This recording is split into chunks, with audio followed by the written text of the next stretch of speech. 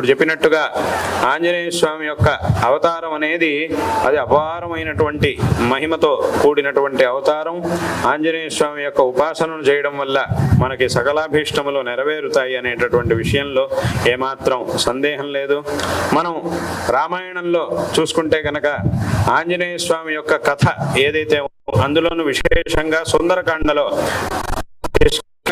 కిష్కింధాకాండ సుందరకాండలో విశేషంగా ఎక్కువగా పరిపూర్ణంగా సుందరకాండలో ఆంజనేయ స్వామి యొక్క దివ్యమైనటువంటి చరిత్ర మనకు కనబడుతుంది. అంటే ఆ సుందరకాండలో ఉండేటటువంటి కథ ఏమిటి, కథాభాగం ఏమిటి అనంటే ఆంజనేయ స్వామి సముద్రాన్ని సాగరోల్లంఘనం చేయడం, లంకకు వెళ్ళడం, ఆ లంకలో అమ్మవారిని సీతామ్మ జాడను కనుగొని అమ్మవారి యొక్క దర్శనం చేసి రావణాసురుడి దగ్గరికి వెళ్ళి వాడిని భయపెట్టి తనకి ఆ రావణాసురుడికి తన యొక్క బలాన్ని చూపించి తన యొక్క ప్రభావాన్ని చూపించి వాడిని భయపెట్టి భవిష్యత్తులో జరగవలసినటువంటి రామరావణ యుద్ధం ఏదైతే ఉందో ఆ యుద్ధంలో ఒక పెద్ద భాగాన్ని ముందే తాను పూర్తి చేసేసాడు ఆంజనేయ స్వామి.